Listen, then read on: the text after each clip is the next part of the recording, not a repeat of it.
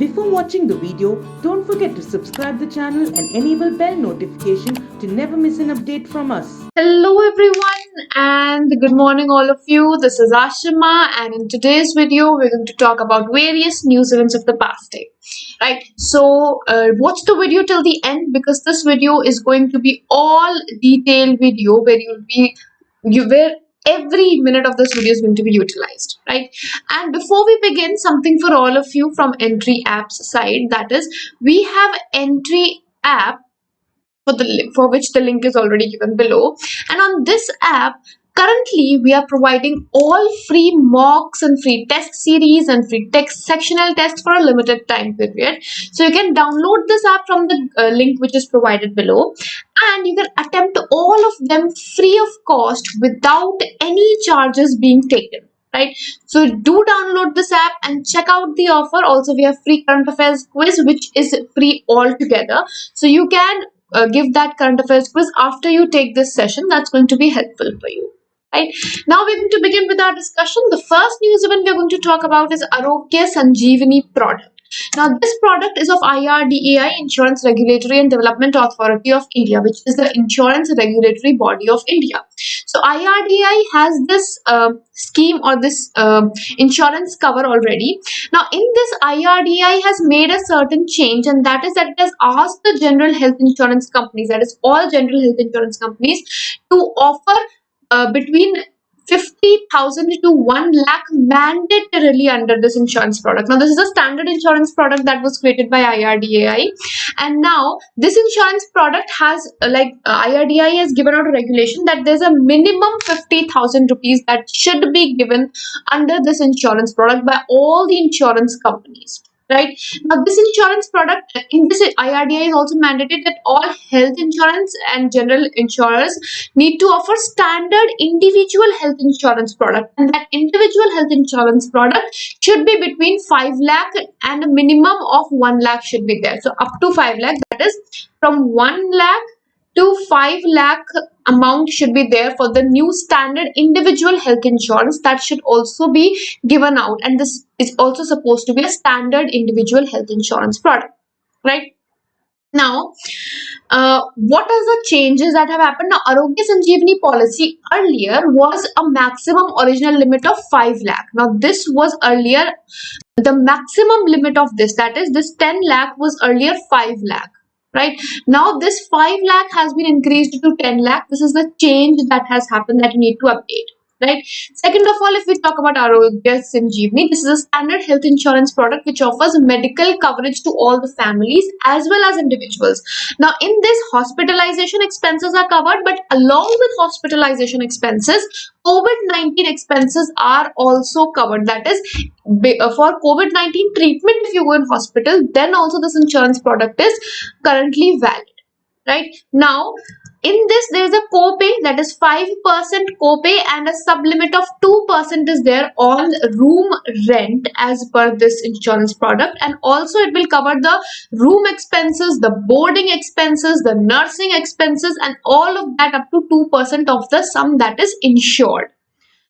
What is the maximum that this insurance product will pay? That is, maximum of 5,000 a day is what will be paid under this Arogya Sanjeevani standard health insurance product of IRDAI. Right, so you need to remember all the basic details. Then we have Samar campaign. Now, Samar campaign has been started by Jharkhand government. What does Samar stand for? That is Strategic Action for Alleviation of Malnutrition and Anemia Reduction. What is the aim of it? Now, as we can see, it is for malnutrition and anemia reduction. So definitely it is to tackle malnutrition in Jharkhand as well as anemia. Both the issues are going to be addressed under the single campaign by Jharkhand government. Right, so in anemia, we have mostly women on which this campaign is centered, that is, identify all the anemic women and the malnourished children. Right, currently the focus is on anemic women and malnourished children. Now, it has a target of 1,000 days, and under this summer campaign, annual surveys will be conducted to see what progress is going on, whether we are going on a positive side or on a negative side. Now, there was an economic survey 2021 which was held, which was released recently, and as per that, from March 2017 to July 2017, in Jharkhand, 36% of children were under 5 years of age, they were stunted. The growth was stunted. 45% of children were underweight. So the state is addressing to a huge issue of malnutrition as of now, and that is why this specially designed campaign has been started over here. And in this campaign, all Anganwadi centers are going to be there, which will address to the children who are undernourished as of now. Right, so after they are identified, they will be treated under malnutrition treatment centers also if that is required. Right. All right. Then we have IT enabled service. Now India is moving towards more technology enabled service, that is using more and more of technology. So the first step has happened, that is Labour Bureau has signed an agreement with BECIL, or Broadcast Engineering Consultants India Limited, and this is going to provide technical and manpower support to Labour Bureau to conduct these surveys that are supposed to be conducted by the Labour Bureau. We had seen that there were 3 to 4 surveys that were supposed to be conducted. So out of them, 2 surveys have been addressed as of now, that is All India Survey on Migrant Workers and All India Quarterly Establishment Based Employment Survey. Both of these surveys are going to be jointly conducted by Labour Bureau and BECIL, and it is going to involve a technology also, which will help in making it more accurate as well as more quick. Right, because it's technology enabled. And then it is going to reduce the time taken by 30 to 40% under this MOU. Now, if we talk about BECIL, first of all, BECIL, if we talk about BECIL, BECIL is a public sector undertaking or a PSU. Right, first of all, it is a PSU, a public sector undertaking.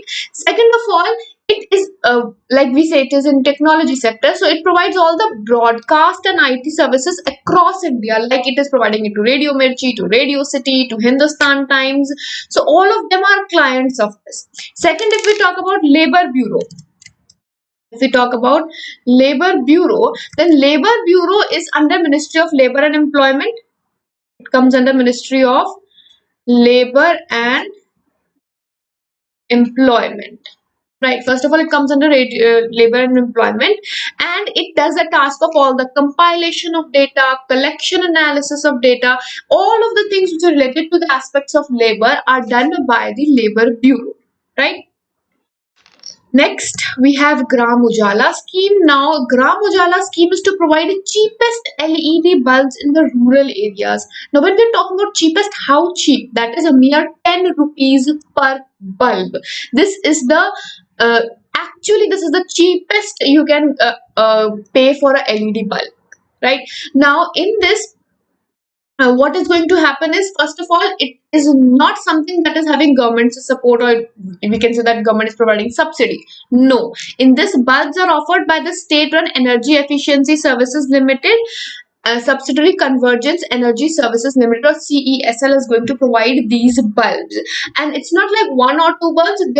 They target at reaching the maximum level in gram areas.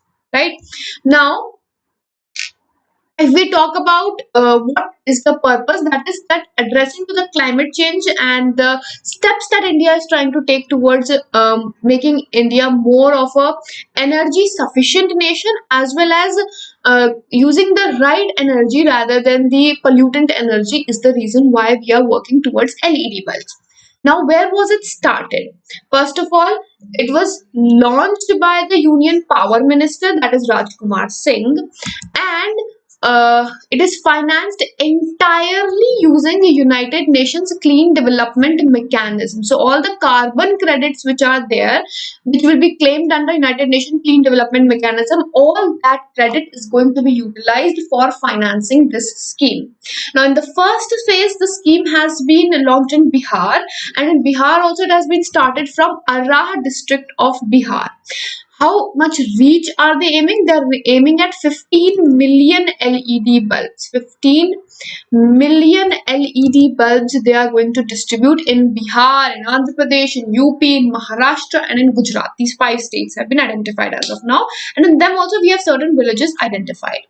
Next, why is it important? India is currently the second largest LED market across the world if we talk in terms of value. So we can avoid the peak electricity demand of around 9 1400 megawatts if we implement this LED scheme, and that is the reason why this scheme is being implemented in India and the rural respect.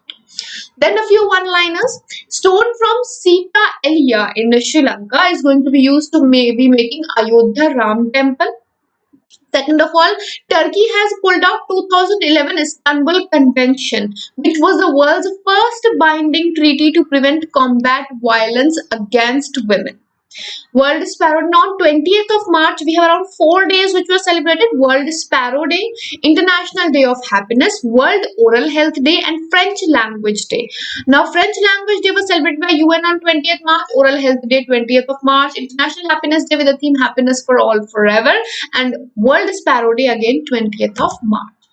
Then ISSF, International Shooting Sports Federation World Cup was held, and in this Yashaswani Deswal has won the first gold medal for India, and she has won it in women 10 meters air pistol. So now you need to remember the name of the player and the first gold medal was won by whom and in which category.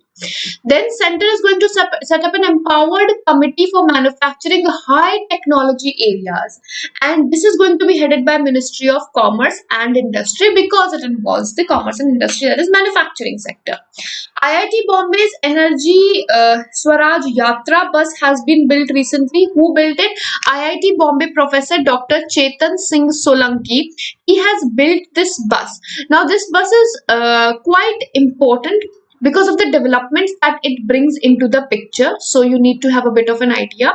First of all, Energy Swaraj Yatra bus runs on which electricity? It runs on solar energy, which again makes it very important because we are already focusing on solar energy a lot. So it runs on solar energy and it is a work cum residential unit, right? Now, if we talk about where is it based on? It is based on all the Gandhian ideologies, that is to mitigate the climate change, to ensure energy sustainability. So here, first of all, Gandhian ideology is important. Second of all, Energy Swaraj movement, which was started to bring public awareness towards climate change. That is also one of the reasons why this has been built. Right. Next, India is going to conduct radar surveys in Himalayan glaciers, and this is going to be conducted in Lahaul Spiti basin of Himachal Pradesh. Right. So in Himachal Pradesh, this is going to be conducted a radar survey, and it is going to be conducted by India. Right. Now, a proposal who has initiated it was by National Center for Polar and Ocean Research under Ministry of Earth Science. Now, if we talk about NCPOR, National Center for Antarctic and Ocean Research, that is, it was earlier known as NCAOR, now it is known as NCPOR, right? So now we are saying that NCPOR, that is Polar and Ocean Research, it was earlier Antarctic and Ocean Research, which has been which is located in Vasco da Gama in Goa. Its location is in Goa, in Vasco da Gama in Goa, right?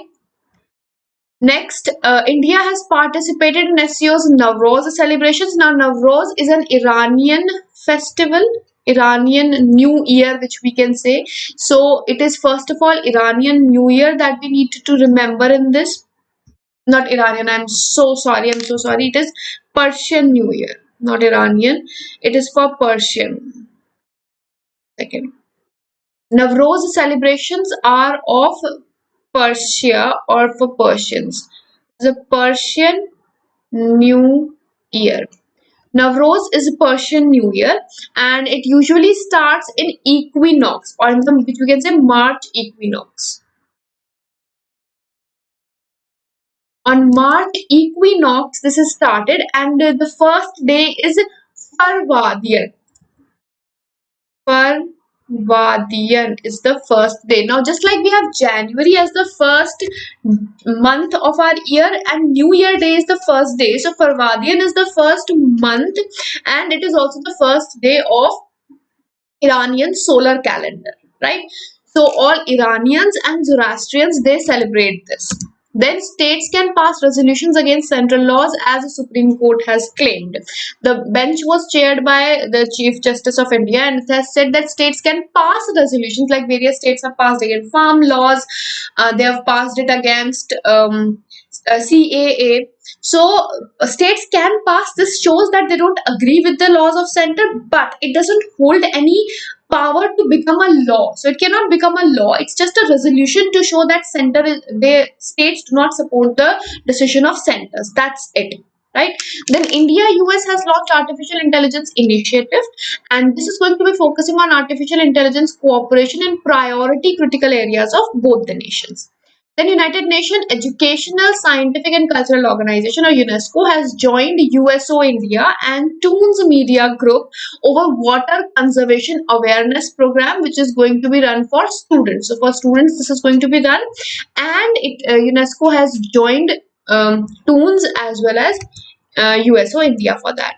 Then India has developed its first app store also. Now India's own app store is by the name Mobile Seva App Store, which is going to currently run free for a few years, and then they'll see what happens. So it will host. It has about 965 live apps on various categories of public services, and this was revealed recently during the session, or you can say to Rajya Sabha. It was addressed. So IT Minister, MEITY Minister Ravi Shankar Prasad, he indicated on that. Right.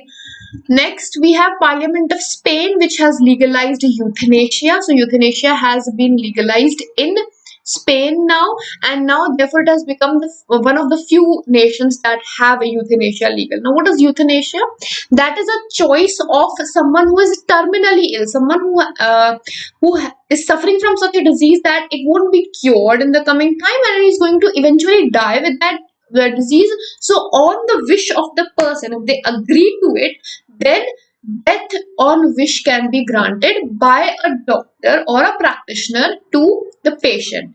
Now there are 4 other European Union nations which have legalized it, that is Belgium, Netherlands, Luxembourg, and now we have Spain also, which has become a part of decriminalizing euthanasia. Right.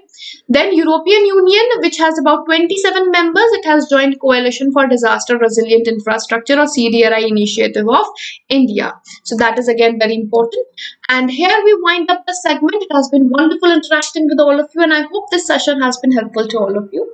We'll meet you in the next session with more news events. Until then, goodbye, take care, have a wonderful day ahead, and don't forget to take the live quiz on Entri app for current affairs, which will help you boost your preparation. Take care, goodbye, and have a wonderful day ahead.